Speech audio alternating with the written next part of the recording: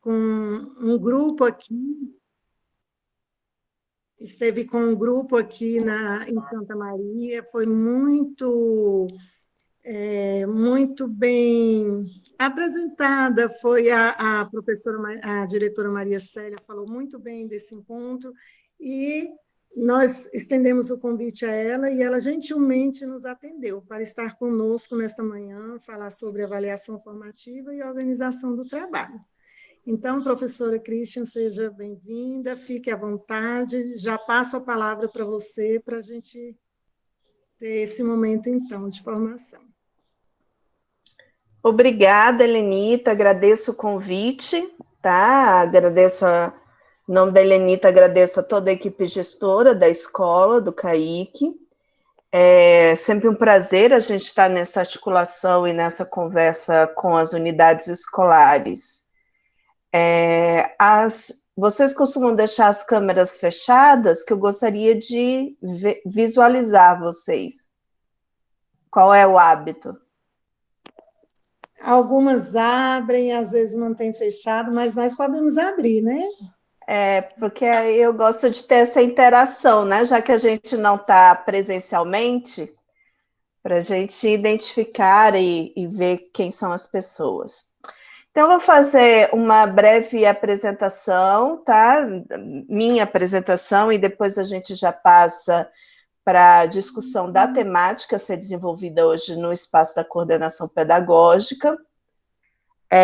Como a professora Helenita falou, meu nome é Christian, sou professora da Secretaria há 24 anos, sou professora de Geografia da rede, atuei nos anos finais e no ensino médio.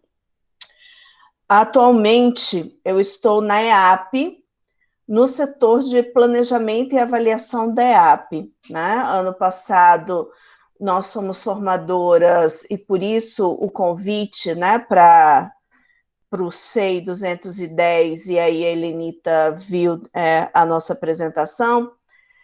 Fizemos um curso sobre avaliação formativa, princípios, processos e instrumentos, e foi um momento muito rico, né, para a equipe, para ter esse diálogo com os professores e professoras das unidades escolares da rede de ensino do Distrito Federal. Integro também o GEPA, que é o Grupo de Estudo e Pesquisa de Avaliação e Organização do Trabalho Pedagógico da Universidade de Brasília, coordenado pela professora Benigna Vilas Boas. A nossa fala de hoje, ela tem um objetivo de trazer alguns conceitos, né, fazer algumas discussões, levar um processo de reflexão em algumas discussões da articulação da avaliação com a OTP de sala de aula e com a OTP da escola, né? Então, como que isso vai se organizando, principalmente dentro deste contexto de ensino em formato remoto, tá? Eu vou compartilhar a tela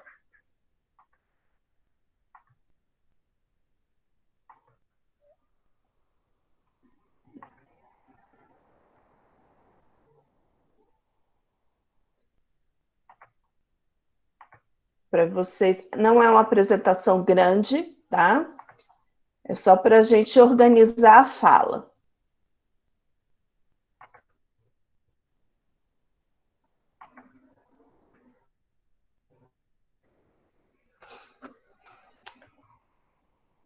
Estão visualizando? Me digam sim aí, se está todo mundo visualizando. Sim. Ótimo.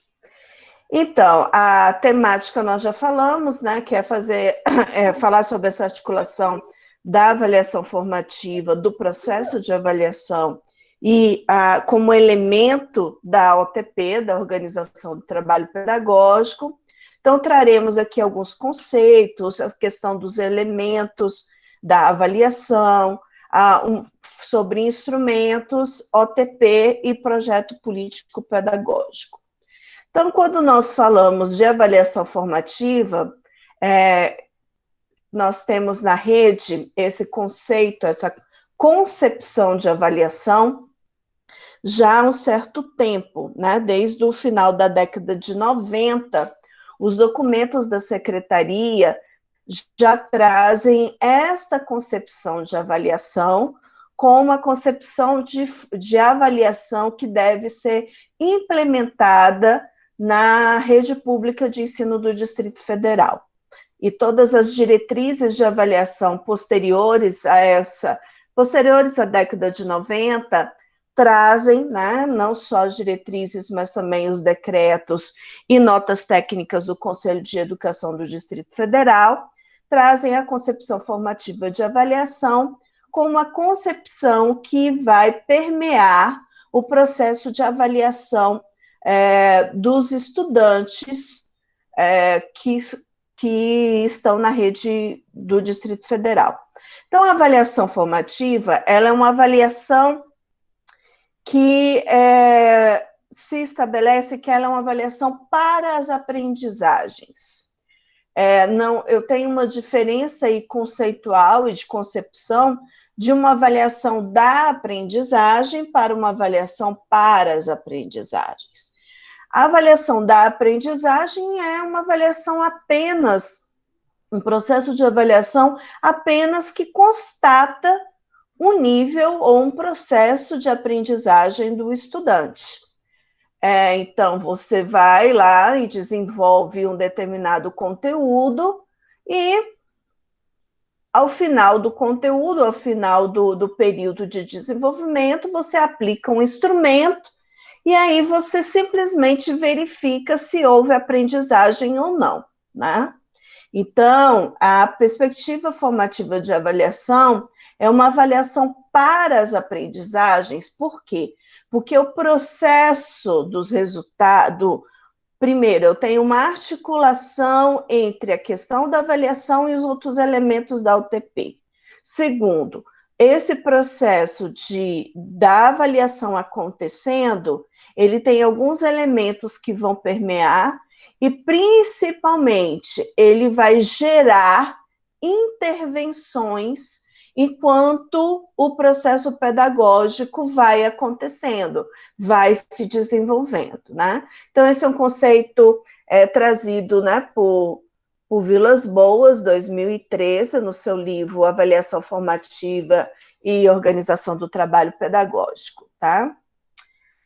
As ações de avaliação formativa, então, elas acabam tendo não só um papel de verificação, ela tem um papel mais complexo, né, dentro do processo de avaliação.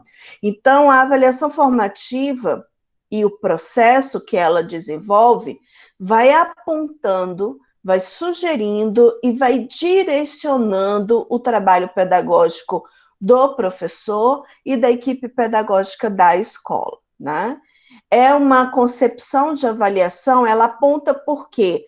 Porque ela vai gerando processos de diagnóstico da realidade do processo de aprendizagem dos estudantes, e aí, como professor, você consegue entender como está sendo essa lógica, né, do processo de construção deste conhecimento.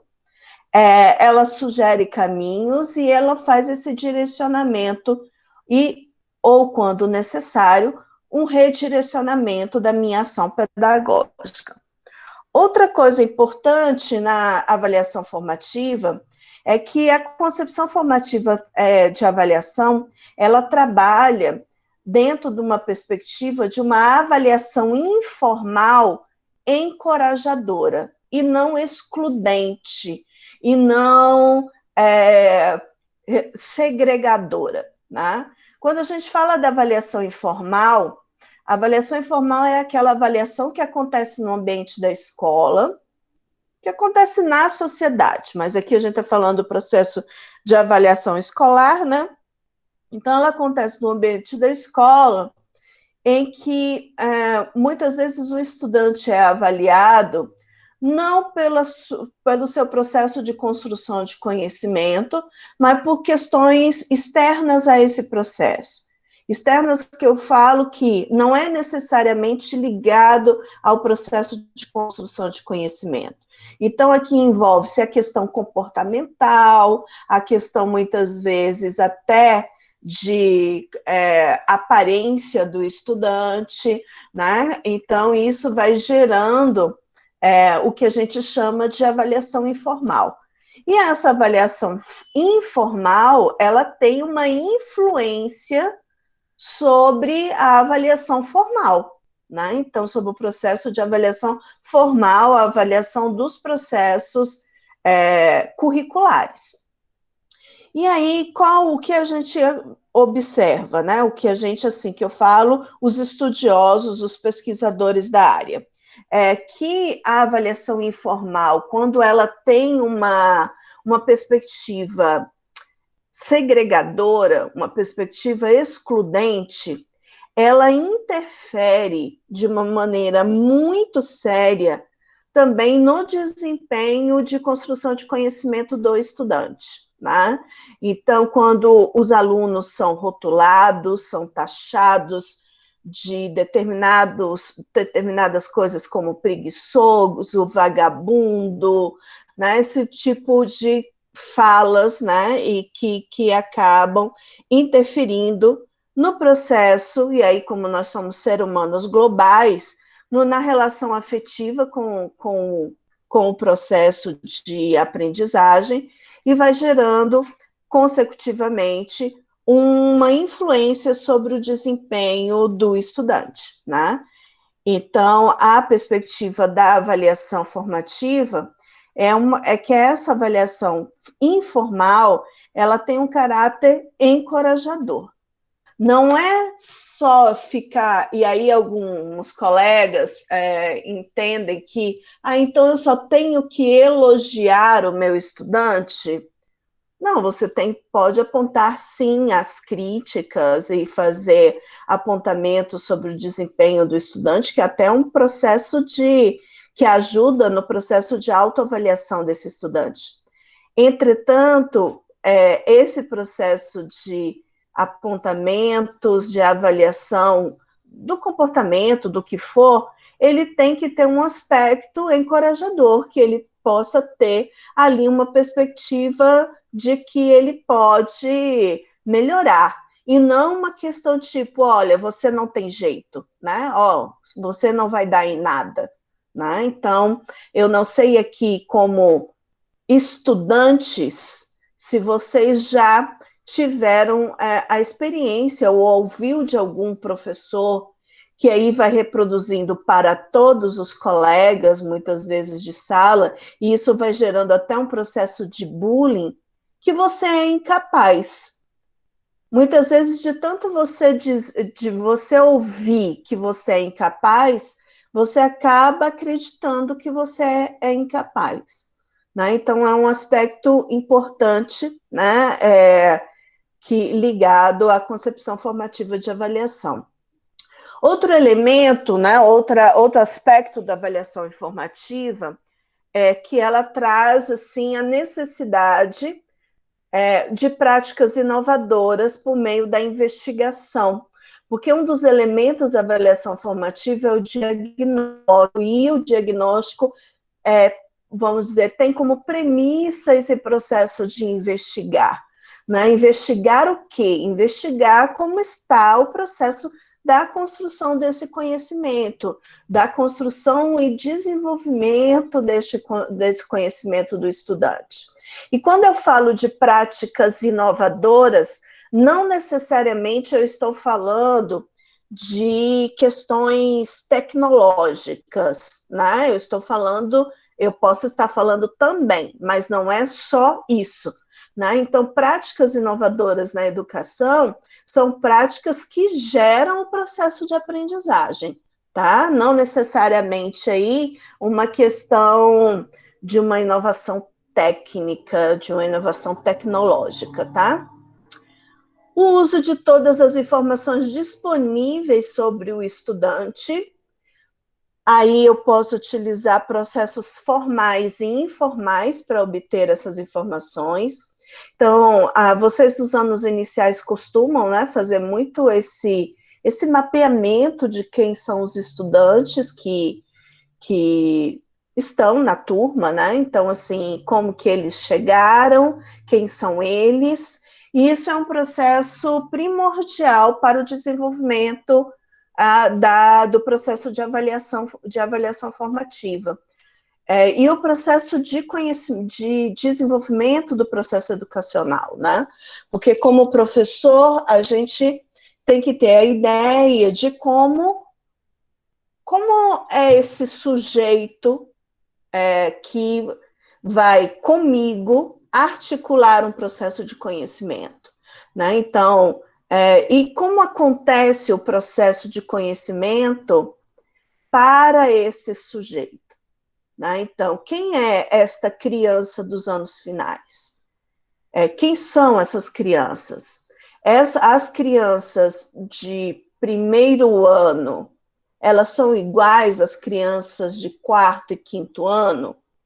Então, que características, que processos compõem esse ser em desenvolvimento e como esses processos interferem, influenciam o processo educacional, né? A necessidade aí também da construção do processo de avaliação de uma forma compartilhada, né? Então, não é só um processo em que o estudante é responsável ao fazer um instrumento, e nem só o professor é responsável.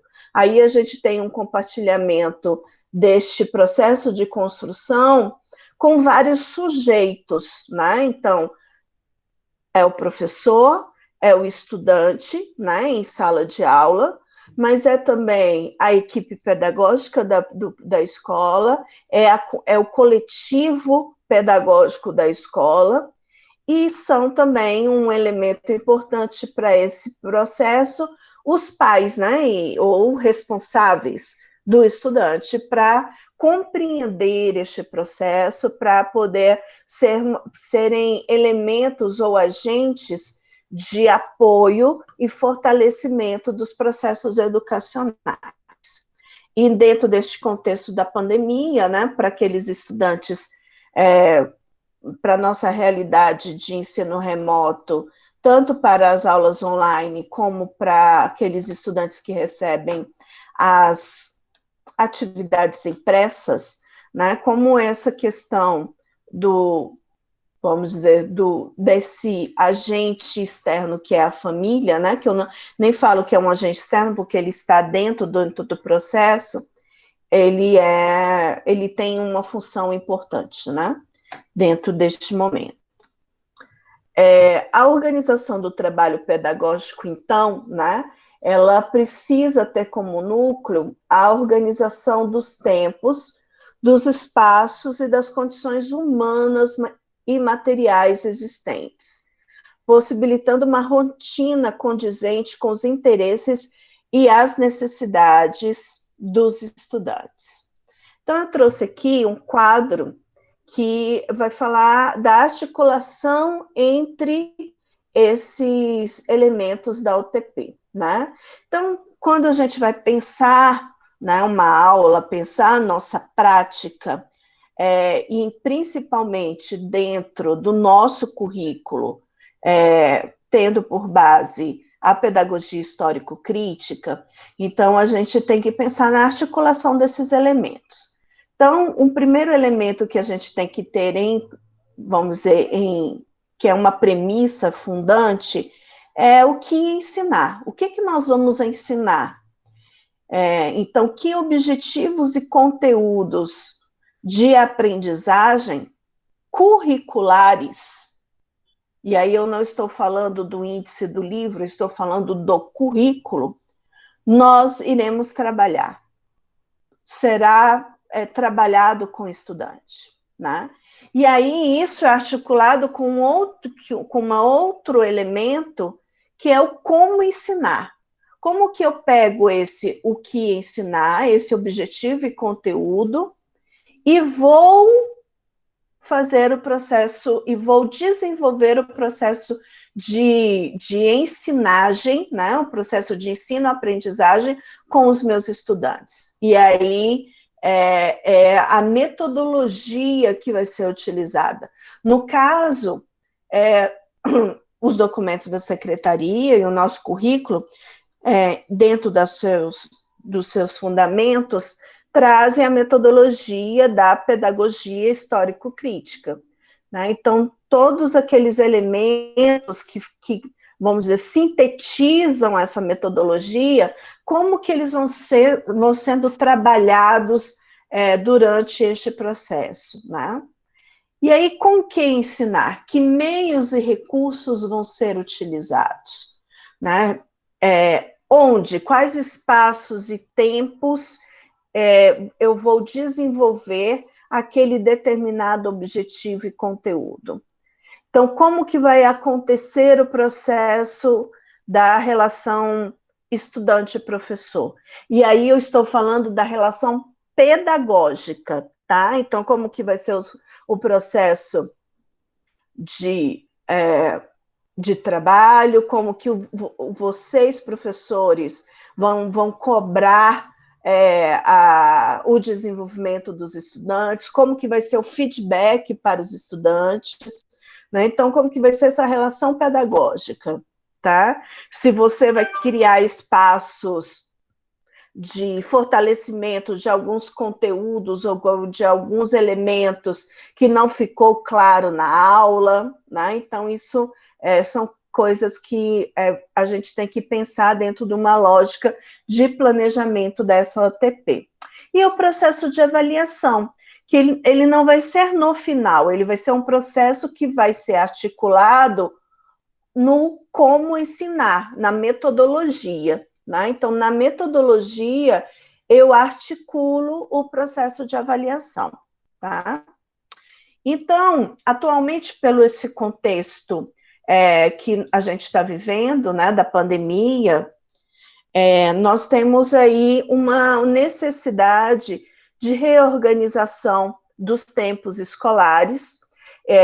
Eu acho que ano passado nós já sentimos, né, no choque como foi a necessidade dessa reorganização, que no formato remoto, os tempos, principalmente aí os tempos de trabalho com alguns objetivos de aprendizagem e conteúdos tinham que ser estendidos, né? Então, se eu trabalhava determinado conteúdo em 2 semanas ou em 1 semana, esse tempo teve que ser revisto, teve que ser repensado para as características atuais que a gente verifica. A outra questão são os espaços escolares. O espaço da escola, né? Quando a Helenita falou assim, hoje eu estou na escola, ele foi totalmente alterado. O espaço escolar que nós temos hoje é o espaço do online, né? Do online e na escola para o recebimento e entrega das atividades impressas. Então, como que esses espaços vão dialogar e como que eles vão ser organizados, objetivando o processo de aprendizagem dos estudantes.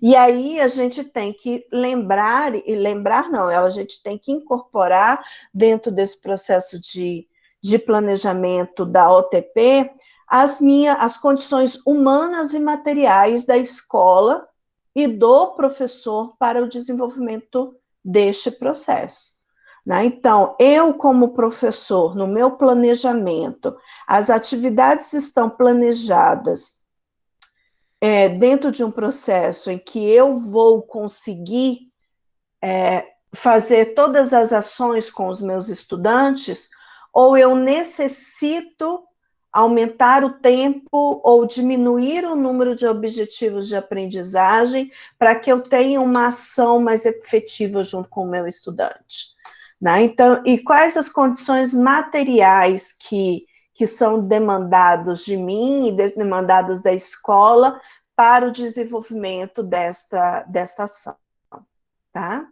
Então, quando a gente fala disso, a gente está falando de um princípio do nosso currículo, que é o princípio da flexibilização, né? Para que eu tenha, como profissional da educação, a possibilidade aí de, no coletivo da minha escola, discutir quais serão os conceitos, quais serão os objetivos de aprendizagens e conteúdos, como que isso vai ser desenvolvido, se um nível planejado ou as ações planejadas não estiverem surtindo bons efeitos em termos da aprendizagem dos estudantes, refazer o planejamento, né? Então, a flexibilização é um elemento, é uma premissa importante que já tinha no nosso currículo e com o processo remoto ela se torna primordial, né, para esse processo de reflexão. A diversidade aí principalmente do processo que eu vou utilizar de meios, de técnicas para alcançar a aprendizagem do estudante neste contexto. Logicamente que algumas coisas, algumas ações que eu realizava com os meus estudantes, elas ficam dificultadas pelo contexto atual, né? Então, por exemplo, um professor que tinha a prática da realização de saídas de campo com o estudante. Não, dentro desse contexto, não é mais possível fazer esse tipo de coisa. Mas que outras atividades podem ser feitas para poder desempenhar uma atividade equivalente à saída de campo, né? Então, pensar nesses critérios, pensar nestes elementos. E aí, aqui, uma última reflexão que a gente tem que fazer é estabelecer critérios de avaliação muito reais, muito de acordo com aquilo que você trabalhou nas suas aulas, muito reais pela condição de desenvolvimento do estudante, para que a gente tenha ali uma avaliação justa, não só para o estudante, mas também para o professor, tá? Então, a organização curricular, ela está ligada na OTP àquela questão do o que ensinar, né? Então, essa questão da organização curricular, ela tem que ter um nível de organização institucional, então, da escola, no projeto político-pedagógico, né? Então, qual é a proposta curricular do CAIC de vocês para o ano de 2021, que está no PPP? Esse diálogo já foi feito? Vocês já organizaram isso? Isso já está no projeto político-pedagógico da escola? E aí, tendo da escola, eu, como professor, consigo fazer o meu projeto curricular, né? Estabelecer dentro do projeto da escola como eu vou trabalhar, que objetivos de aprendizagem vão ser trabalhados e como que isso vai ser organizado no meu tempo e espaço do meu trabalho com a minha turma, tá? E dentro do processo de avaliação formativa, a outra discussão que se tem é sobre os procedimentos e instrumentos de avaliação, tá? Nem todo procedimento, ele tem um instrumento, tá? Então, por exemplo, a observação, ela é um procedimento de avaliação. A prova, o questionário, o estudo dirigido é um instrumento, tá?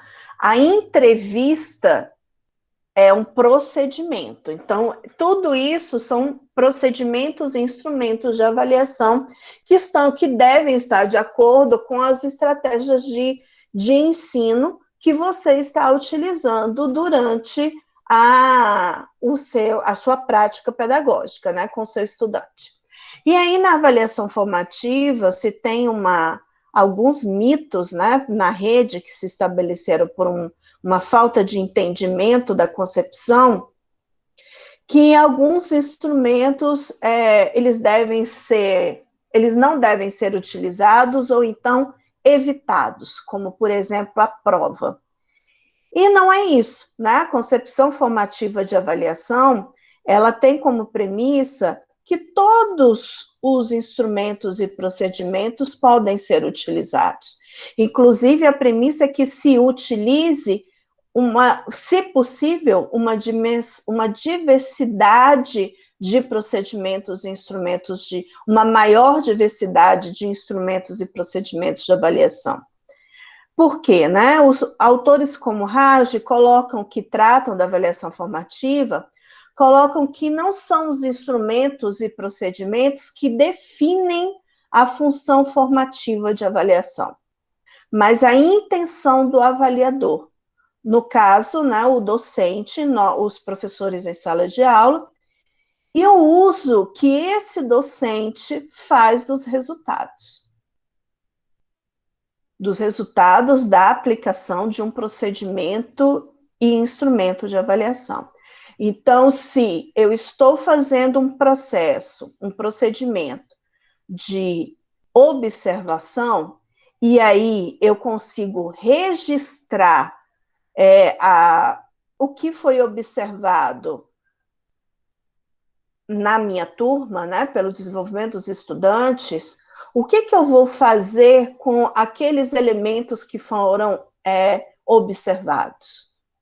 Né? Então, se eu observo que determinado grupo de estudantes estão com dificuldade em encontros consonantais, o que eu vou fazer com isso? Então, como que eu vou utilizar esta observação? Então, na concepção formativa de avaliação, eu vou utilizar esta informação para gerar intervenções pedagógicas, né? Então, dentro lá da OTP e da metodologia do trabalho na pedagogia histórico-crítica, eu vou articular estes 3 elementos da avaliação formativa, que é o diagnóstico, que pode estar lá na prática inicial, prática social inicial, por exemplo, e o diagnóstico, é importante falar, que ele não é só realizado no início do ano letivo ou no início de um bimestre. Então, todo momento que eu estou trabalhando um procedimento, um instrumento de avaliação, e eu faço um processo de reflexão sobre os meus resultados, eu estou fazendo esse diagnóstico, né? E aí, quando eu realizo esse diagnóstico de todo esse processo, eu tenho elementos para gerar o feedback para o estudante. E aí a gente, às vezes, tem uma pergunta de alguns colegas assim, Cristian, eu trabalho com crianças, né? Como fazer esse feedback com a criança? Né? Então, a partir do momento que você está trabalhando com crianças aí nos anos iniciais ou na educação infantil, você tem que estabelecer, logicamente, feedbacks que elas consigam momentos de feedback, de retorno, né, de devolutiva, muito maior do que a devolutiva, para o estudante, que ele compreenda o seu processo de aprendizagem.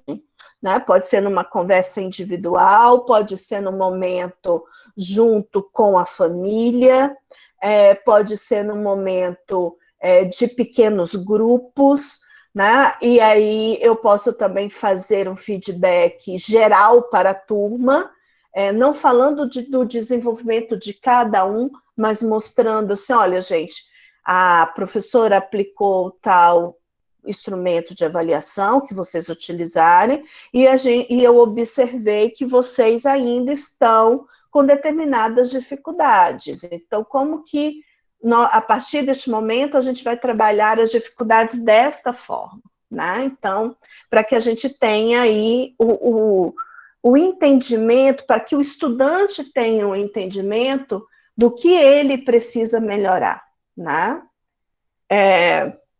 o processo de autoavaliação, né, porque o feedback proporciona isso, esse momento de autoavaliação.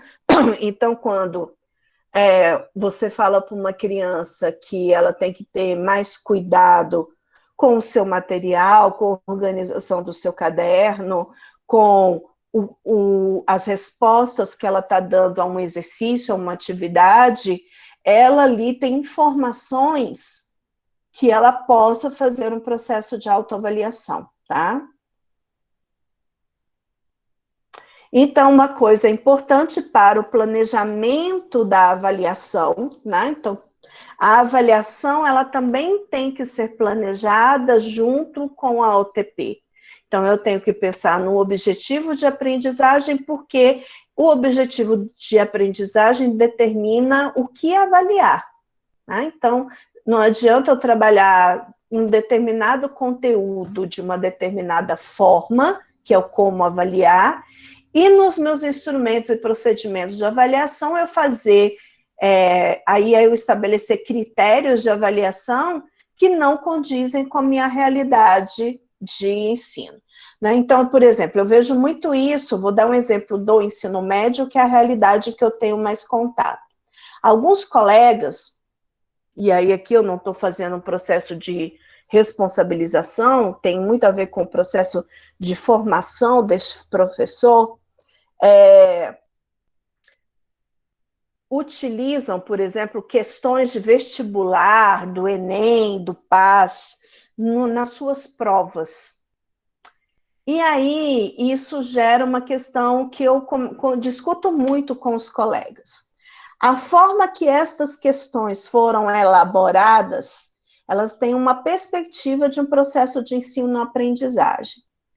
Elas estão coadunando com o como você trabalhou esse conhecimento, ou elas são uma coisa, um alien, um extraterrestre dentro do seu processo de aprendizagem.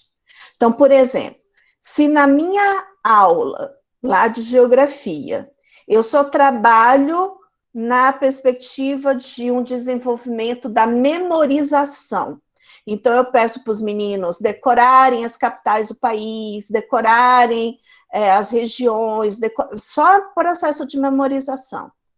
E na prova, ou no trabalho, ou no estudo dirigido, eu exijo que ele faça análises críticas, relações. Este aluno vai conseguir ter um desempenho interessante? Não.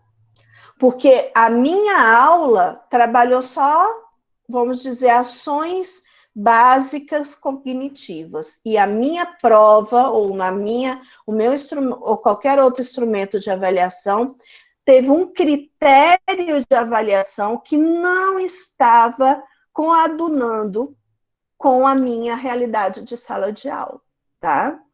E aí também muito cuidado com o tipo de instrumento que nós vamos utilizar.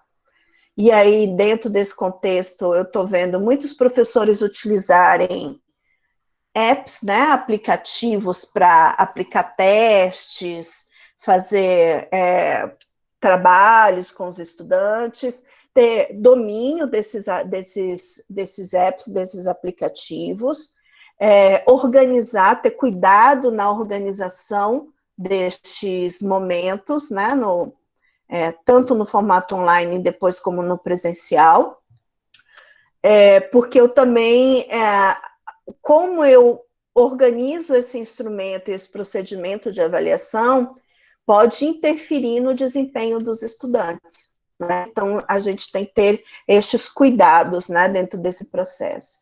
Então, se eu vou fazer uma prova, as perguntas, né, as questões, elas estão claras? Elas estão de acordo com os meus critérios de avaliação? Né? Então, que técnicas eu estou utilizando ali para as minhas questões? Né?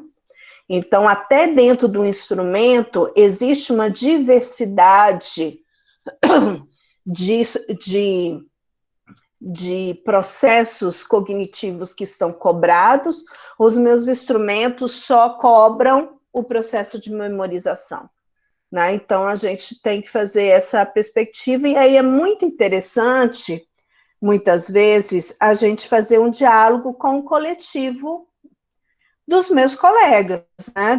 De turma, da escola, ou a equipe pedagógica, sem ter, gente, uma vaidade, que eu falo que é a vaidade docente. Tipo, eu sou a professora há tantos anos, sei tudo, e eu trabalho assim desde que eu entrei na secretaria, e vai ser assim, ponto final. Né? Então, eu tenho muitas ressalvas sobre esse tipo de comportamento, porque eu tenho, né, já um tempo de secretaria, e tudo que eu faço hoje, assim, há muito tempo, e eu fui percebendo isso no trabalho, que é tentar me livrar, me libertar da solidão docente. Então, como o meu trabalho ele é melhorado, quando eu faço esse diálogo e essa articulação com os meus colegas. Então, se vocês, nos anos iniciais, se organizam lá, o grupo do primeiro ano, segundo ano, terceiro ano, e aí vocês têm o grande grupo do BIA, né, do Bloco Inicial de Alfabetização, com o grupo de quarto e quinto ano, com a segunda etapa do ciclo, né? Então, como que vocês se organizam, como que vocês discutem esse processo? Colega fez um instrumento de avaliação, e aí se discute, se analisa, e aí, a partir desse momento, você que elaborou não tem que ter uma postura reativa, né? Uma postura assim, estão modificando o que eu fiz. O conhecimento não é, o processo pedagógico, ele não é um latifúndio, né? Que você vai e domina e delimita ali, esse espaço é meu, ponto e final. Não, esse processo de conhecimento, ele necessita de um diálogo. E eu garanto a vocês, assim, que escolas que possuem essa articulação forte, ela tem um trabalho pedagógico muito forte, e eu espero que seja o que aconteça na escola de vocês. Então, essa era a fala que eu trouxe para vocês, é um momento agora para a gente dialogar, né? Eu só trouxe alguns elementos, não foi uma palestra, né? Foi muito mais pontos para se discutir. A gente deve ter ainda uma hora de discussão, e aí eu abro para, se alguém quiser fazer algum comentário ou alguma pergunta, a gente está à disposição, tá?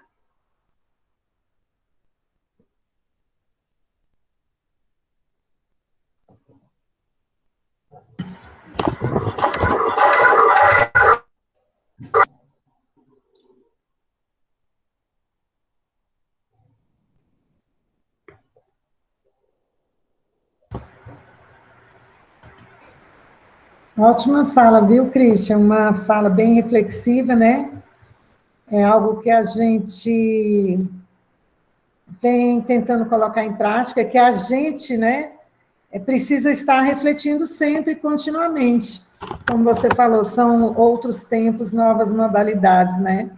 Hoje mesmo eu estou aqui, há momentos em que estou na escola, e a gente se adaptando em todo o tempo a essa nova rotina, a essa realidade imposta, e a sua fala foi bem importante para essa reflexão, né? Então, eu abro agora, meninas, para meninos, né? Rafael, para todos, para a gente refletir um pouquinho mais aqui.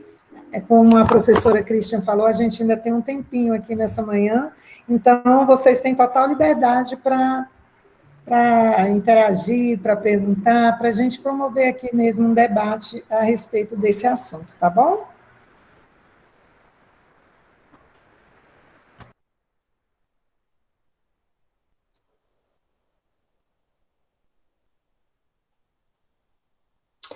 Eu só gostaria de reafirmar que quando a Eu gente vou ler o que a fala... Keila colocou, algumas pessoas já colocaram aqui, né? Ah, tá, é porque eu não Christian, estou acompanhando o excelentes chat. considerações, e a Uhum. Keila colocou: é importante adaptarmos nossas ações para alcançarmos satisfatoriamente nossos alunos. E é o que a gente vem tentando fazer, né?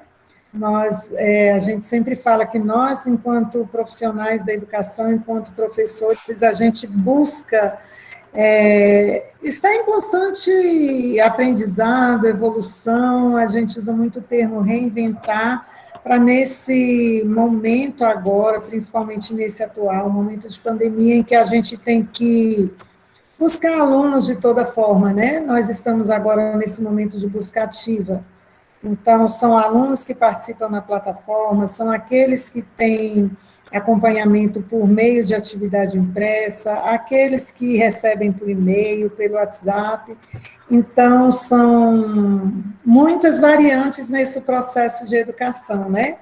E dentro dessas variantes, a gente procura adaptando a nossa forma, o nosso olhar, justamente para tentar atender. Nós estamos com um espaço aí para a gente realmente inserir, né, na nossa proposta pedagógica. Nós já fizemos algumas considerações, fizemos replanejamento curricular e estamos aí nos adequando. Então, Uhum. professora Cristina, se quiser fazer alguma pergunta geradora, vamos aguardar o pessoal se colocar aqui. Eu gostaria de fazer uma consideração sobre essa sua fala, né, e o apontamento de vários colegas aqui que estão colocando da importância da reflexão, da importância do trabalho, né, do trabalho mais coletivo. Eu gostaria de reafirmar essa ação. Nós, professores, somos muito massacrados, né, Professora, estamos... Christian, você comentou sobre a questão da avaliação, é algo que às vezes inquieta. Nós trabalhamos com a questão da avaliação formativa, nós utilizamos muito o teste da psicogênese e outras formas de avaliação, mas nós sabemos também que temos, né? Inclusive, neste ano nós teremos avaliação do SAEB, né? É algo até que, em alguns momentos, Interessante. uma inquietação diante Uhum.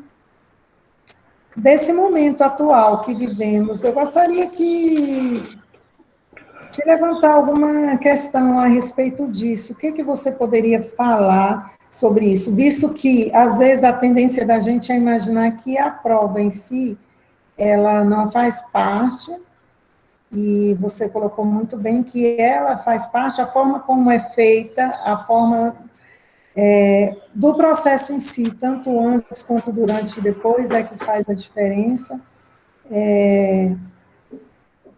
Que a gente poderia, o que poderia ser falado mais a respeito disso? Nós estamos, enquanto Secretaria de Educação, houve o debate na CRE justamente por conta dessa avaliação que vem, né, em nível nacional do SAEB. É algo que nós estamos pensando ainda, né? Então, até em termos ainda de regional, formas de adaptar para esse tempo remoto. Você poderia falar alguma coisa a esse respeito? Teria alguma consideração? Sim, Poderíamos já... vamos aqui.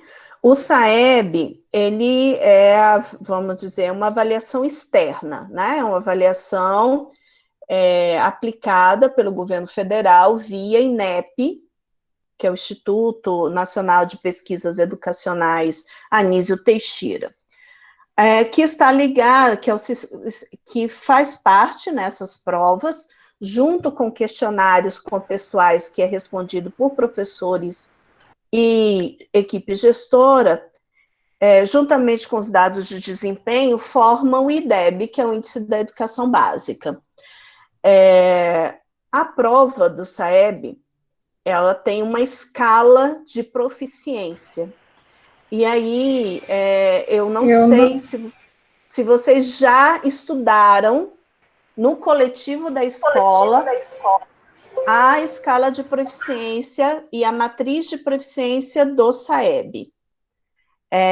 Se vocês ainda não fizeram, eu sugiro que vocês tenham essa discussão sobre a matriz. Então, a escola, e aí vocês tiveram as reuniões na CRE, com a equipe da CRE e a diretoria de avaliação, eu acho, né, que foram apresentados os dados, né, das regionais em relação ao SAEB 2019. Como que eu posso, como professor de sala de aula, vamos aqui, a prova do SAEB não é uma prova que vai avaliar o estudante, tá? Ela avalia o sistema educacional. Então, assim, professores, aquela prova que é aplicada, ela não está necessariamente, ela não vai dizer se o estudante está bem ou está mal, assim, não é uma avaliação do estudante, é uma avaliação do sistema educacional.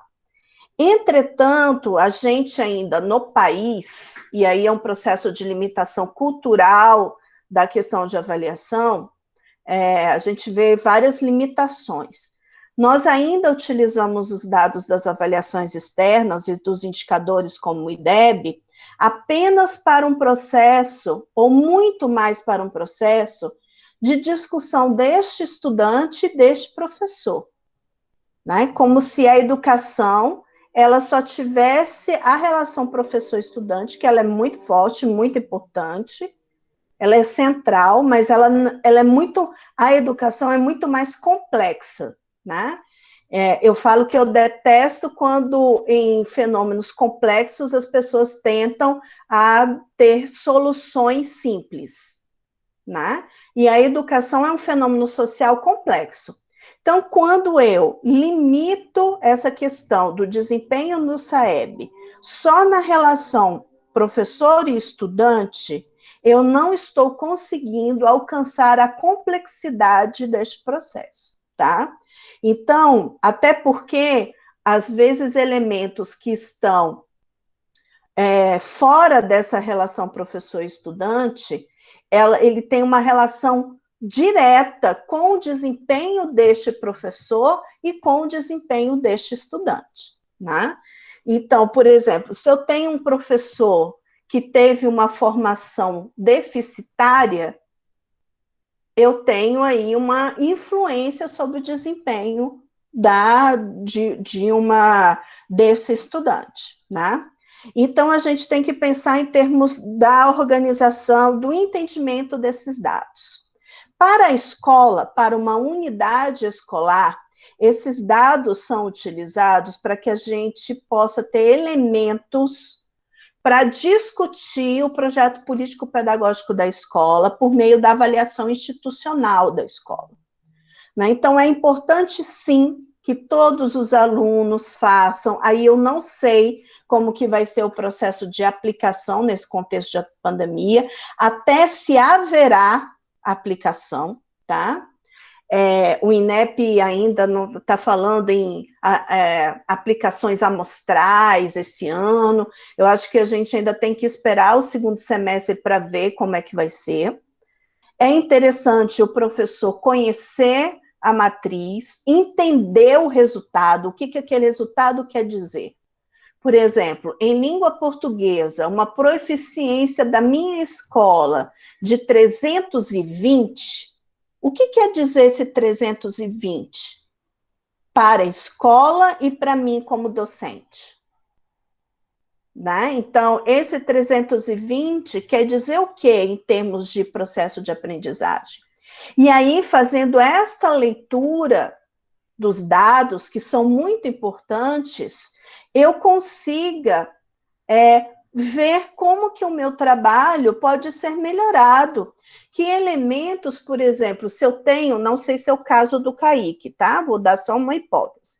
Uma proficiência que demonstre em língua portuguesa que meu estudante não consegue identificar um personagem em um texto,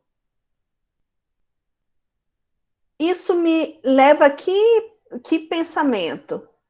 Né? Isso me leva a que ação pedagógica? Né? Como que no meu trabalho eu posso potencializar essa prática para que o meu aluno tenha acesso a esse direito de aprendizagem. Né? Então, os dados das avaliações externas, eles têm uma função muito importante na avaliação institucional da escola, para pensar esse PPP e esse planejamento. Então, ele pode ser utilizado, por exemplo, para projetos, né? Para o meu planejar cotidiano da sala de aula. Outra coisa, quando eu falei dos instrumentos, né, da prova, a prova do SAEB, ela não é entregue ao professor, né, mas eu consigo ver algumas provas do SAEB pelo site do INEP de edições anteriores. Então, como que essa prova é construída? É interessante a gente, como professor, entender a construção deste instrumento. Não é que eu vou fazer um instrumento igual e aplicar para o meu estudante para treinar o meu estudante para fazer o SAEB. Não é isso. Porque senão você se torna aquela professora lá do ensino médio que pega a prova do vestibular e aplica para o estudante, mas não tem nada a ver com a sua realidade de sala de aula. Mas, entretanto, o estudo deste instrumento me dá elementos pedagógicos interessantes que podem ser utilizados na minha sala de aula. Então, por exemplo, as questões do SAEB, a construção, né, das questões, ou o que a gente chama tecnicamente de itens do SAEB, é muito interessante a gente aprender alguns elementos da construção de engenharia de itens. Porque o nosso instrumento prova, o nosso instrumento teste, questionário, ele começa a ser melhorado. E é muito interessante quando... Ai, gente, desculpa. Quando eu comecei a estudar, né, a tentar me informar sobre essa área da construção de itens, os meus instrumentos, eu fiz a seguinte autoavaliação. Como as minhas provas eram mal elaboradas e como eu prejudiquei os meus estudantes não sabendo elaborar provas. E aí, com essa formação, eu comecei a melhorar os meus instrumentos. E não só melhorar o instrumento visualmente, em termos da organização das questões, não, mas ter um instrumento que me dê resultados, que eu consiga fazer as intervenções. Né? Então, é igual eu estava falando, se eu faço uma prova que só está dentro da lógica da memorização, o resultado vai ser assim, que se o resultado não for bom, vai ser só assim, o estudante não memorizou, mas eu não vou conseguir identificar outras coisas do processo de aprendizagem do estudante. Né? Então, assim, eu sugiro que, se vocês ainda não discutem essa questão, é um ponto muito importante de ser discutido na escola. Nós não trabalhamos para melhorar indicadores.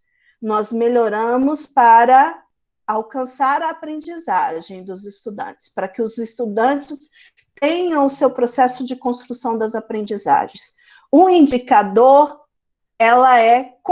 ele é consequência dessa melhoria da aprendizagem. Então, eu questiono muito escolas que ficam fazendo mini simulados de SAEB, pegando provas antigas e simplesmente entregando para o professor, treinando os estudantes. Porque eu não tenho aí um resultado de proficiência que vai representar a escola. Né? Então, o que eu tenho que utilizar? Eu tenho que me utilizar, sim, destes dados, dessas informações, porque elas são um diagnóstico externo da situação.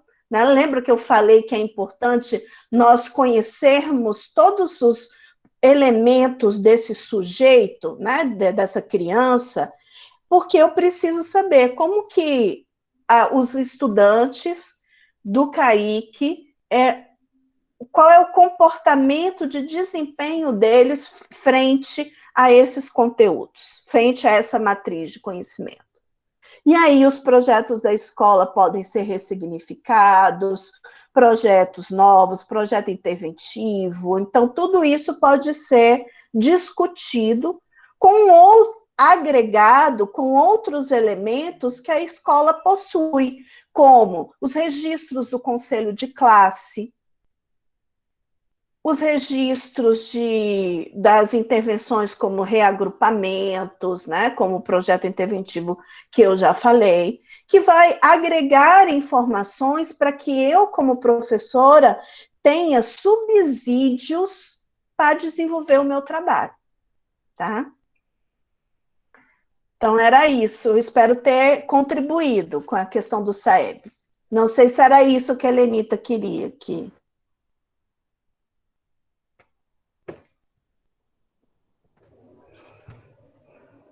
Mais alguém?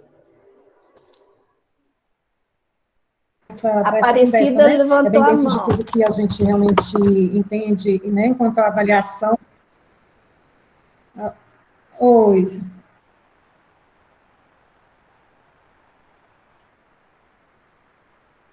Aparecida. Só concluindo aqui, é bem dentro de tudo que a gente...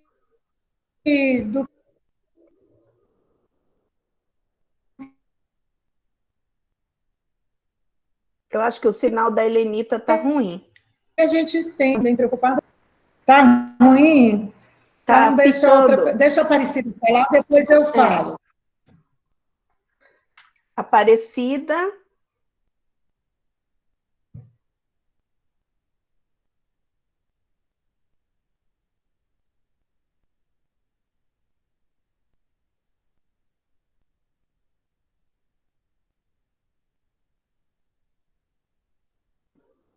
Acho que a Keila também tinha solicitado do Fala.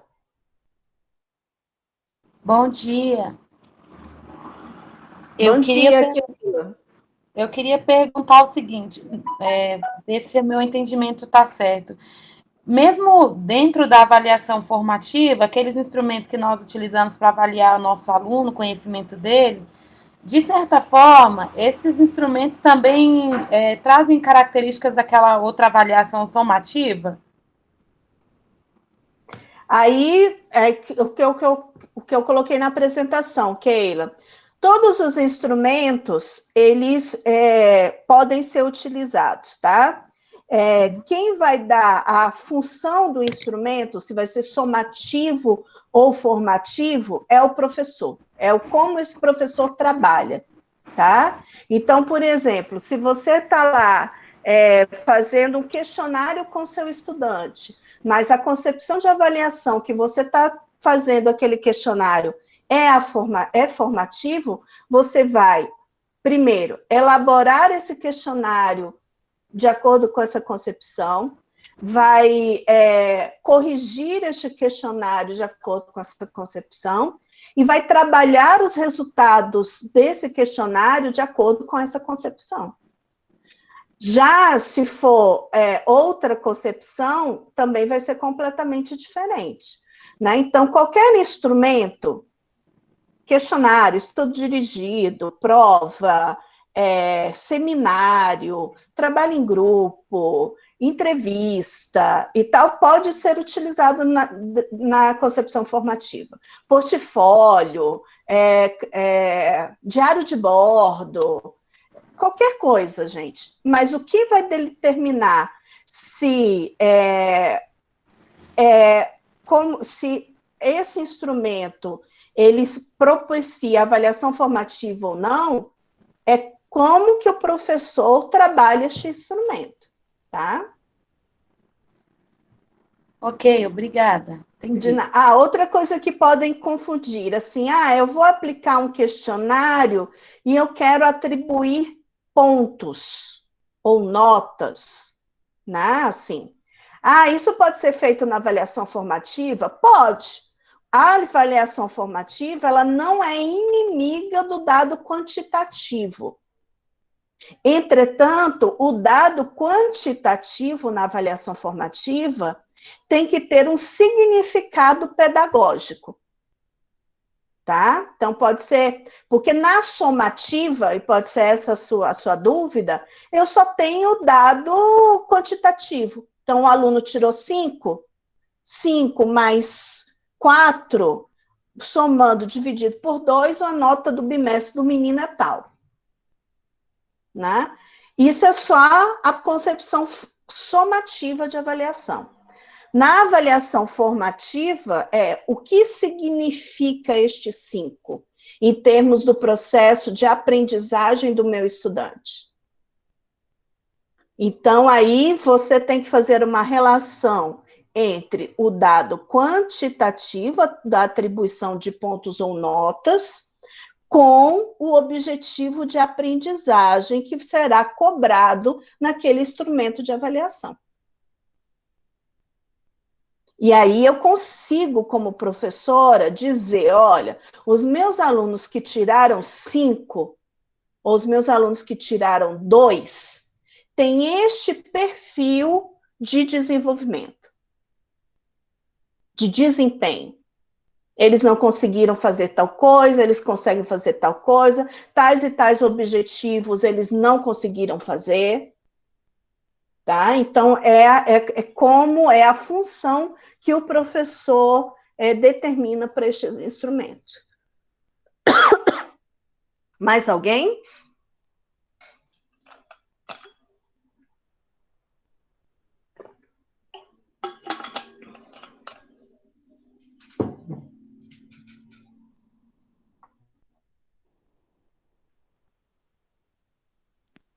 A Aparecida tinha pedido para falar, Aparecida?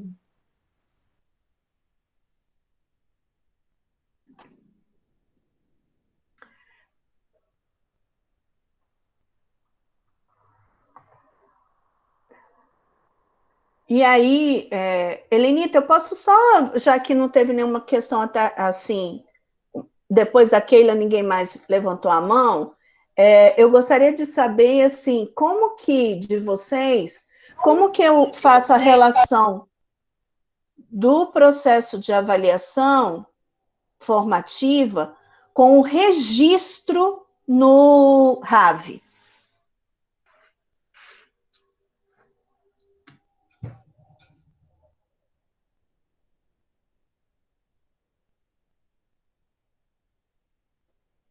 O RAV, ele expressa essa concepção de avaliação, né? Então, é uma outra coisa que eu acho importante ter esse diálogo com os anos iniciais, né?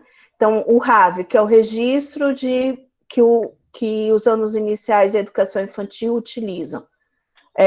Para a educação infantil tem outro nome, né? Ele expressa toda essa complexidade do processo de desenvolvimento, de construção do conhecimento desse estudante. Então, como que a concepção formativa, ela pode favorecer e me dar elementos para a construção do RAV.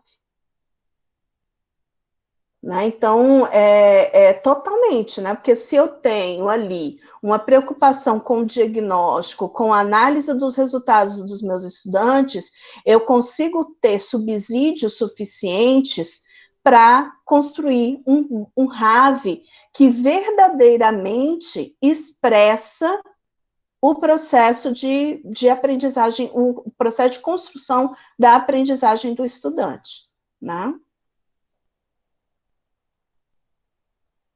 É bem importante, né, Christian, porque o RAV, na verdade, a gente vai colocar no RAV aquilo que já foi feito ao longo do bimestre. Todo esse processo, todo esse acompanhamento, as intervenções, como dentro disso aí, né? E o RAV, e assim, eu já fui supervisora pedagógica de uma escola no Recanto, em que tinha anos iniciais e anos finais. Era um CEF, né? E aí, com os professores de anos iniciais, eu questionava muito a qualidade do RAV, né, a qualidade do que estava sendo registrado no RAV. Primeiro, o que eu percebia, né, que no RAV eu tinha uma boa descrição do processo, muito de alfabetização para os anos do BIA, ligado muito à parte de leitura e escrita.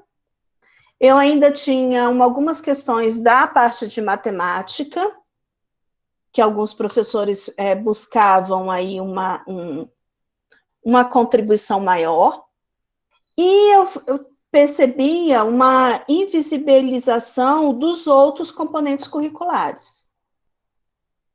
Então, é como se o estudante não tivesse tido os outros componentes curriculares, né? Então, ciências, história, geografia, porque o RAV em nenhum momento, ou em pouquíssimos momentos, fazia relação sobre o processo de alfabetização dentro desses outros componentes.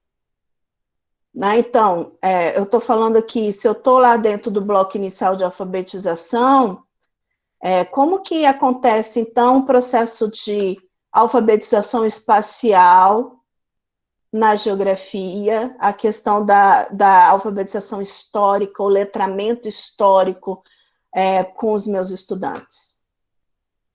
Né? E aí, a família e o próprio estudante e o professor do ano seguinte, ele não tem informações dessa complexidade da formação do estudante. Ele vai ter, muitas vezes, só de língua, da parte de alfabetização de leitura, escrita e produção de texto. Né? Então, é uma coisa que a gente tem que discutir. Se a gente tem um currículo que tem como premissa a formação integral do estudante, os nossos registros conseguem exprimir, representar essa formação integral? Então, é uma questão que tem que ser cuidada, né, para que a gente não tenha depois processos de que a família, os pais, não conseguem visualizar o desempenho dos estudantes, né? Então, na escola, eu levava muito esse questionamento com os professores. E aí a gente foi fazendo estudos na coordenação pedagógica de elementos dos outros componentes curriculares. Né? Então, assim, como que eu vou avaliar o processo em geografia, em história, em ciências, na parte de letramento científico? Como que eu vou fazer isso? Né? Então, não sei aqui se todas e todos participaram daquele curso de formação que teve do PENAIC, né? Então, assim, a Maria Verônica colocou que a alfabetização vai além das letras e dos números, né? Até porque as letras e os números estão em todos os conhecimentos. Então, como que esse processo vai acontecer nos outros componentes curriculares? Né? Então, e é tão interessante, né, que eu não sei se a escola de vocês tem um profissional de educação física junto, né, que algumas escolas de anos iniciais têm, né? Por exemplo, eu como nós professora de geografia, não temos aqui. Não aqui tem, né? Não. Mas vocês, quando no presencial, garanto que trabalhavam essa questão do corporal, né? E mesmo quando não tem, é curricularmente solicitado que vocês trabalhem. Sim, isso, é trabalhado. Aí, como professora de geografia, por exemplo, do 6º ano, quando eu vou trabalhar coordenadas geográficas, eu necessito que o aluno que chegou para mim, lá dos anos iniciais, ele tenha o conhecimento corporal de ponto de referência. Né? De ponto de referência, de localização no espaço. Porque se ele não tem esse conhecimento, E essa vivência, ele tem mais dificuldade quando eu vou trabalhar latitude e longitude com esse estudante. Então, brincadeiras que estão no nosso, até na nossa, vamos dizer, na nossa cultura, né? São para desenvolver essas questões. Então, a toca do coelho, a questão de ficar no espaço, então, todas essas questões todas essas atividades corporais, em conjunto com as outras atividades, elas são importantíssimas para essa formação do estudante. E isso tem que ser registrado no RAV, porque aí o RAV vai registrar este processo como um todo. E aí foi uma colega agora, fez um comentário da importância do planejamento, né? Então, assim, muitas vezes, olha que interessante que a Juliana falou, muitas vezes a avaliação é falha devido ao planejamento ineficiente. Juliana, muito bem, porque quando eu falei assim, como que nós vamos... A avaliação, ela tem que ser planejada. Então, se eu planejo a minha OTP, eu tenho que planejar o processo de avaliação dentro dessa OTP. Então, assim, eu não adianto fazer coisas mirabolantes se eu não tenho uma intencionalidade com aquilo. Né? E aí eu questiono muito isso nas escolas. Um determinado evento tem uma intencionalidade pedagógica? E eu gosto sempre, Helenita, de dar o exemplo do passeio. Né? Quando a gente estava no presencial, a gente sempre via, assim, muitas escolas se preocupando, né, e professores em fazer passeios com os estudantes e tal. Eu falo que a escola, ao levar o estudante a outros espaços da cidade, né, é uma oportunidade cultural muito interessante, principalmente para a realidade social que nós, professores, trabalhamos da rede pública.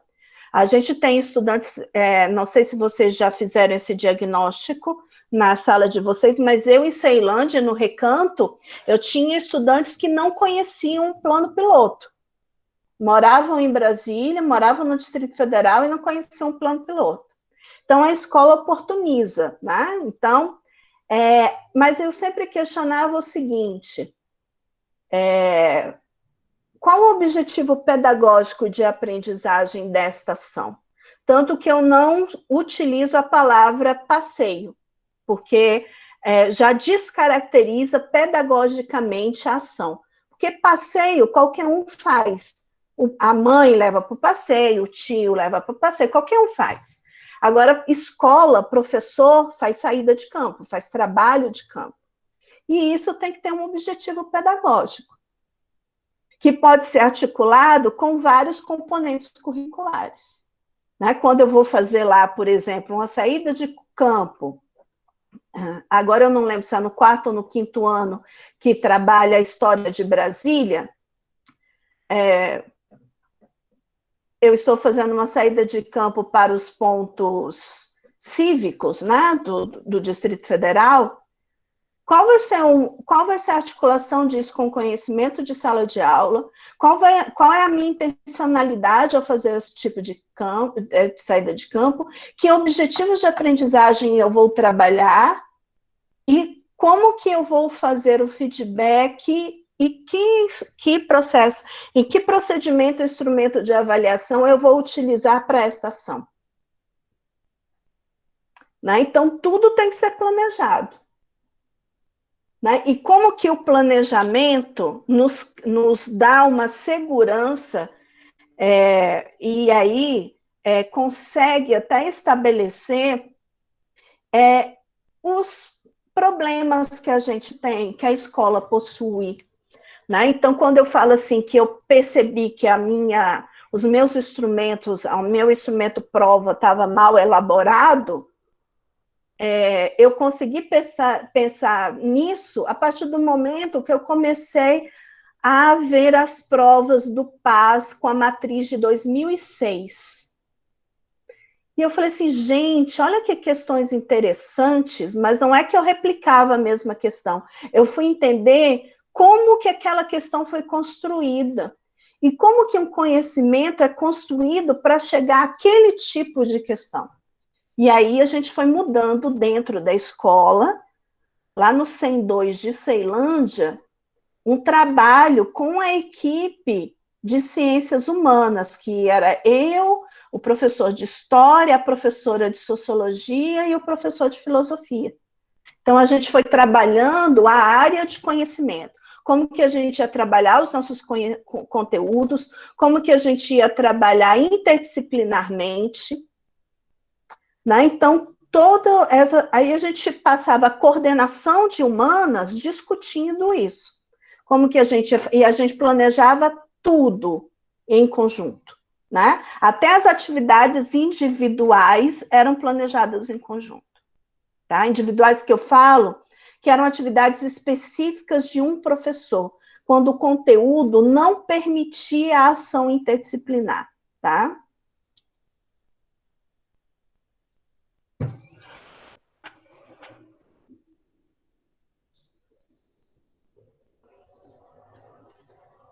Mais alguém?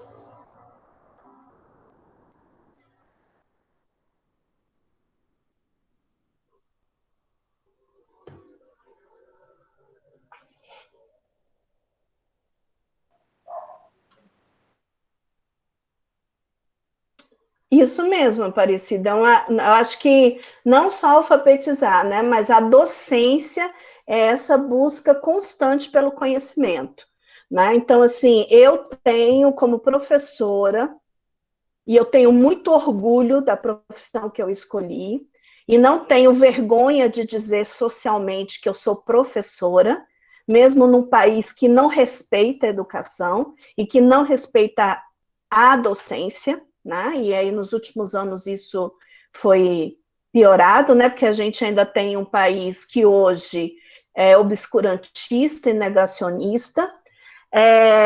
Eu tenho muito orgulho de dizer que a gente é movido por essa busca de conhecimento. E me incomoda muito, pessoalmente, o colega que quer,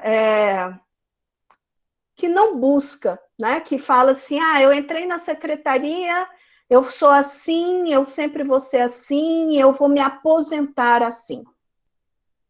Né? Me incomoda muito, né? Como indivíduo, como cidadã, esse tipo de postura.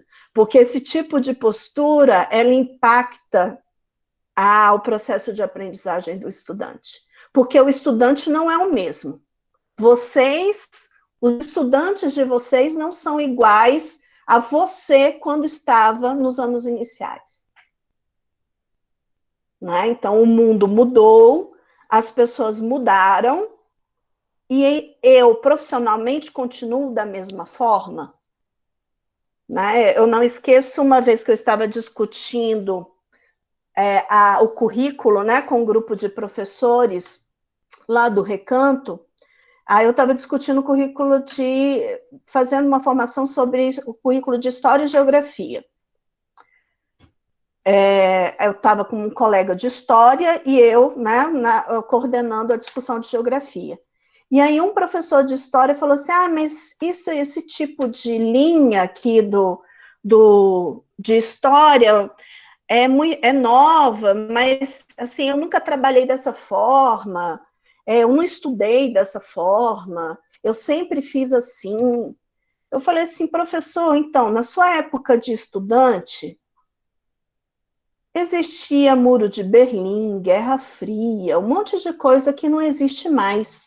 Então, assim, se as coisas já mudaram, por que a gente tem tanta dificuldade da mudança? Né? Então, assim, a mudança, e aí eu falo uma mudança para o processo progressista, tá?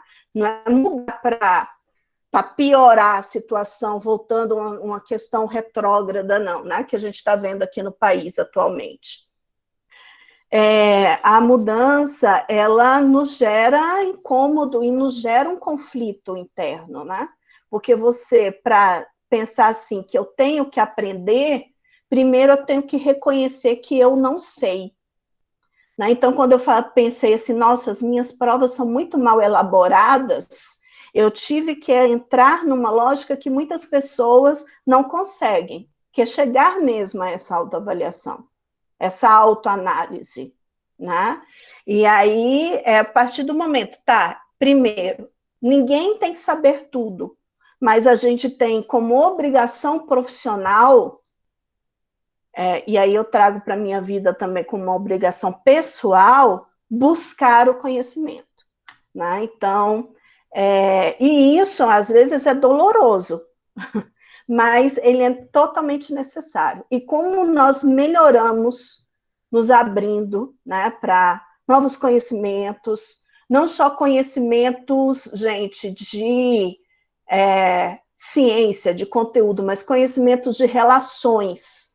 Então, quando, por exemplo, se discute muito hoje a questão de diversidade, a questão de gênero, a questão racial, como para mim isso é um conhecimento que eu fui aprendendo, como a questão de inclusão, como eu fui aprendendo, porque culturalmente esse conhecimento não era trabalhado nas escolas, eu como estudante não passei por isso, dentro da minha formação como professor eu não aprendi isso, né? Então, assim, e continuo estudando, né? Porque essas questões, elas vão criando novas nuances, né? Então, assim, questões de gênero que estavam sendo discutidas no início da década de 2000, já tem outras nuances para essas questões de gênero atualmente.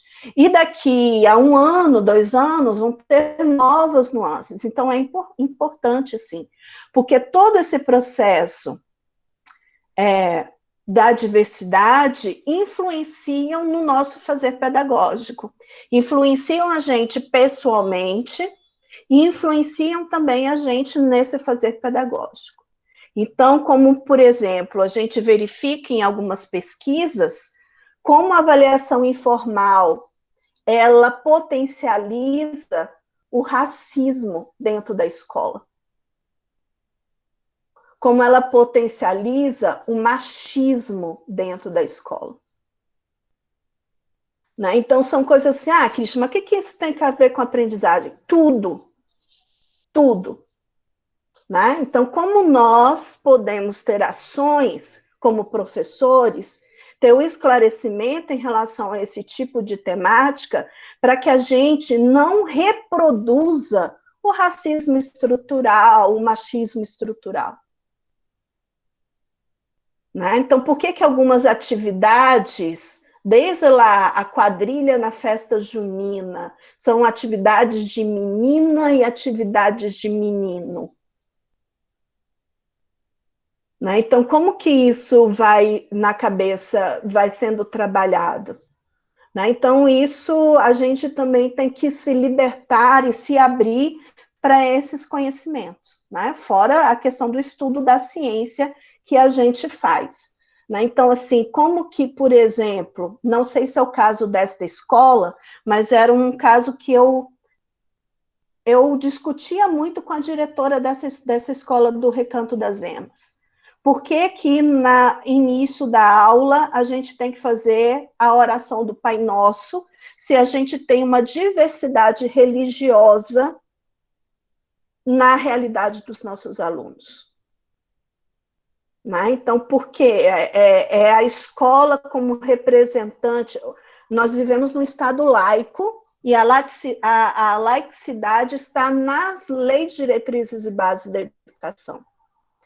Por que como professor, isso eu questionava, e assim, eu sou cristã, eu sou católica, mas eu nunca coloquei, por exemplo, na minha prova, um versículo bíblico.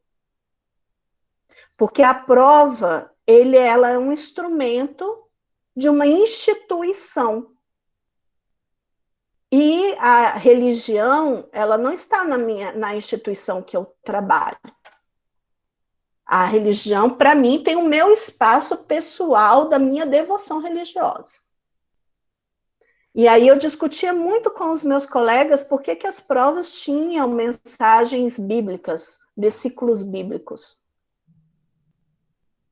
Então, eu estou trazendo a minha crença para um instrumento institucional. E como que isso impacta ao desenvolvimento do meu estudante?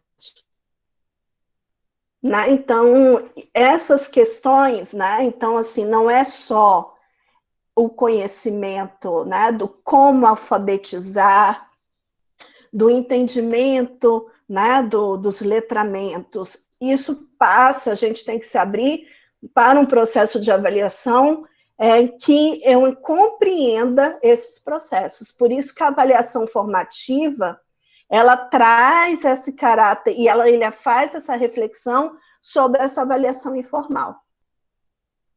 Né? Então, assim, por exemplo, eu não vou falar aqui o nome, lógico que eu não vou expor a pessoa, mas eu ouvi de uma colega de língua portuguesa na sala dos professores, numa escola do Recanto das Emas, que para ela era muito difícil trabalhar naquela escola no Recanto, porque ela só tinha aluno feio, era um bando de pretinho. Gente, é um professor falando isso. Então, assim, esse tipo de comentário já deixava muito claro para mim que ela utilizava a questão racial dentro do seu processo de avaliação. Né?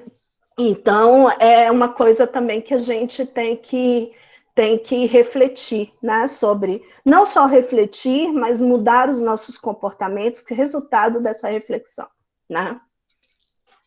A Fabíola é uma vergonha para a nossa categoria. Eu falei assim, a nossa categoria, às vezes, nos dá, alguns colegas nos dão mesmo vergonha alheia, né? Mas a gente tem ainda um grupo muito aguerrido, um grupo de profissionais de educação de excelente qualidade. Infelizmente, tem aquela minoria, ou aquelas pessoas que são verdadeiramente mal intencionadas, mas eu também tenho aquela categoria que são mal orientadas, né? não são levadas a esse tipo de reflexão, né? Porque tem que ser levadas mesmo. Né? Então, quando eu acho muito interessante, quando eu tenho a semana, por exemplo, em outubro, né, a Semana da Consciência Negra, todas as atividades da escola são voltadas para os estudantes sobre a questão racial. E não é feito, em pouquíssimas escolas, processos de reflexão e discussão dessa questão com os professores. Com os professores, com a orientação educacional, com a equipe de apoio, com a equipe gestora. Né? Então, assim, a mesma coisa é a semana de inclusão.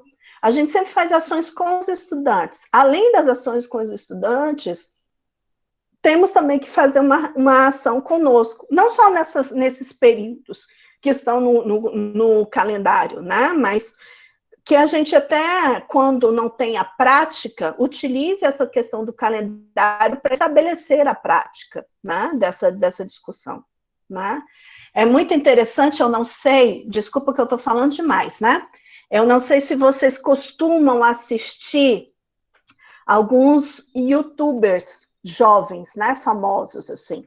E eu sigo alguns canais de youtuber, até porque eu trabalho com adolescente, né, do ensino médio, então eu tenho que estar antenada a esse processo.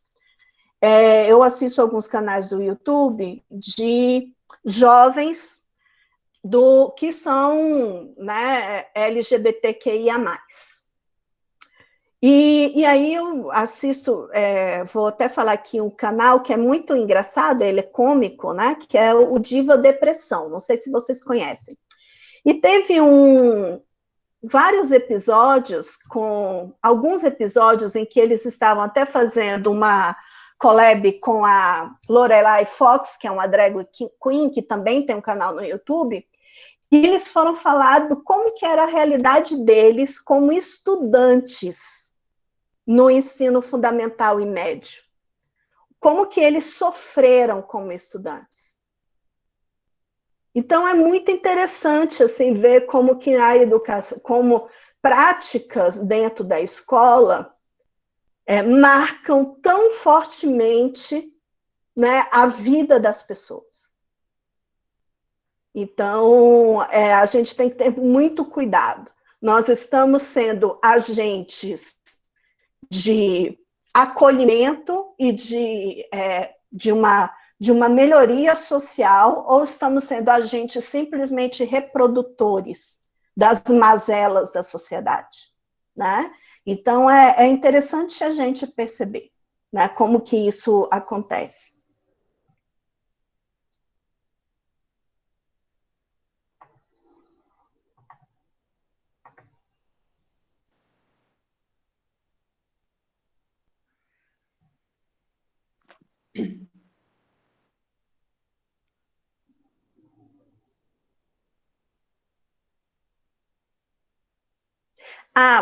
Só aqui para falar para o Rafael, eu não estou falando aqui da questão, lógico que a questão de hábitos, de comportamento, devem ser trabalhados na escola. Entretanto, eu estou falando de você, como professor, imprimir as suas crenças religiosas para um coletivo de estudantes que não tem essas crenças. Pode até ter, mas não é no seu fazer pedagógico que você vai ali estabelecer ou fazer um processo de evangelização para os seus estudantes, né? Logicamente que quem tem preceitos religiosos fortes podem trabalhar dentro de processos como, por exemplo, respeito à ética, o respeito ao outro. Então, se a religião, por exemplo, eu não sei qual é a sua, Rafael, mas se for uma religião cristã, dentro dos ensinamentos, traz esse respeito ao próximo, então que você utilize isso, que logicamente é um preceito que foi desenvolvido em você, na sua característica religiosa, mas que vamos dizer, é um conceito de cidadania, né? É diferente do que eu ficar fazendo um processo de evangelização ou falando mal de determinadas religiões no espaço da minha escola e no espaço da minha sala de aula. Né? Então, assim, o Estado é laico, sim, então a gente tem que ter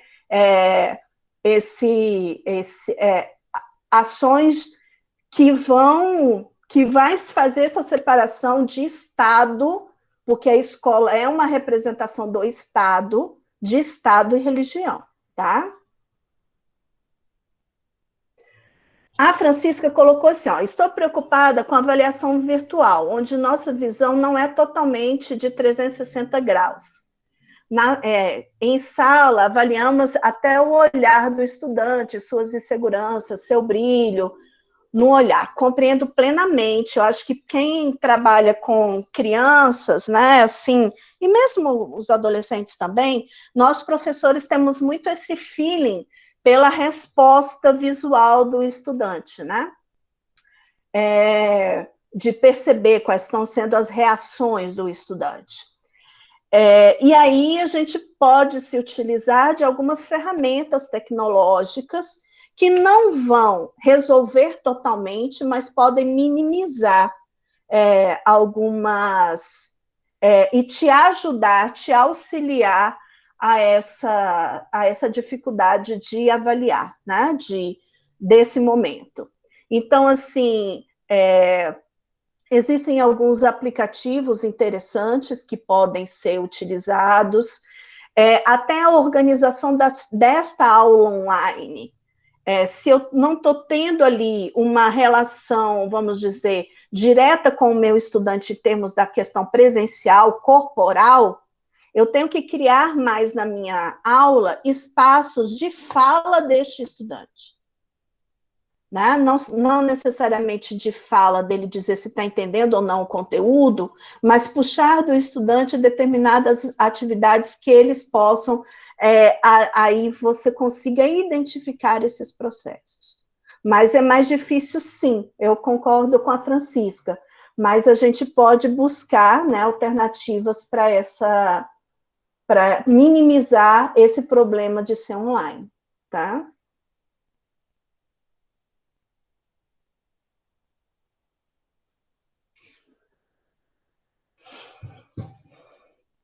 Gente, tem mais alguma questão? Senão a gente... Aí eu passo a palavra à Helenita, para a gente...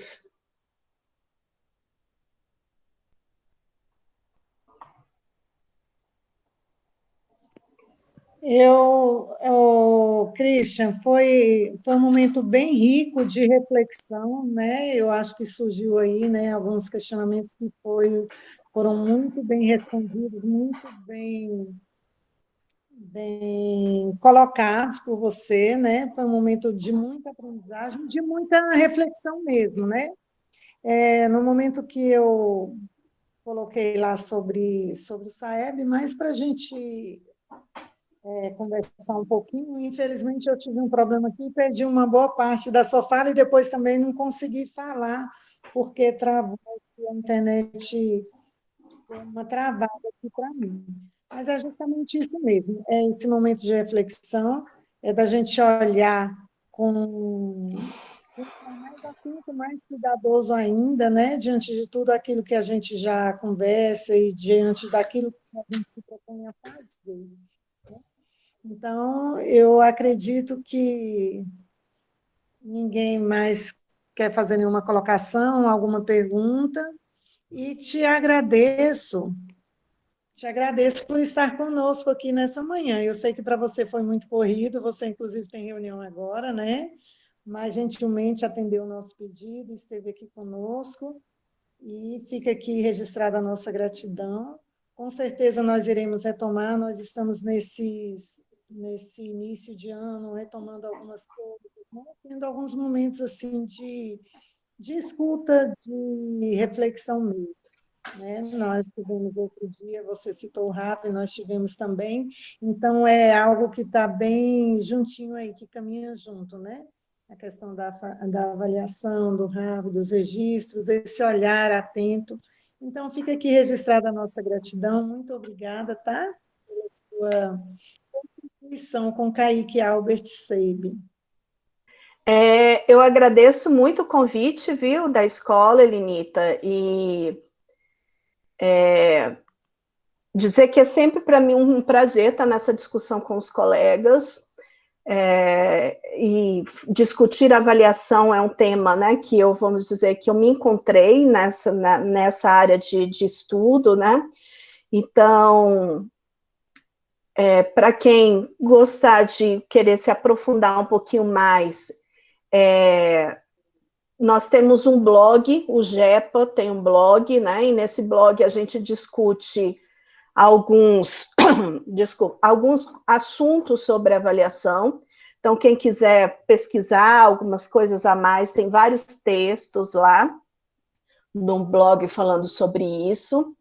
A EAP deve estar incorporando o processo de formação em avaliação no segundo semestre, né? Então, assim, fiquem atentos para ver se vai ter cursos, né, no segundo semestre.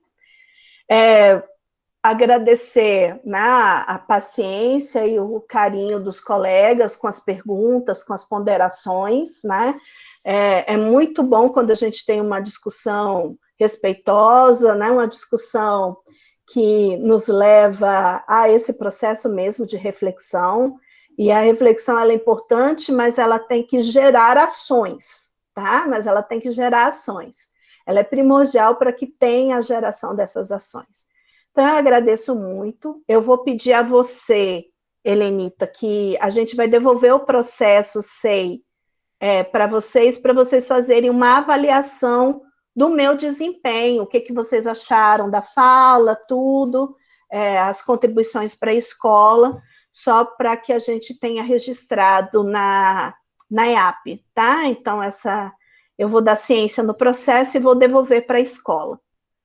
Então, como eu trabalho com avaliação, eu não sou aquela pessoa que trabalha com avaliação que não gosta de ser avaliada, tá? Então, assim, não, o processo de avaliação, ele é importante para todos, né? Então, eu espero ter contribuído em alguma medida, para o trabalho pedagógico do Kaique Albert Sabin.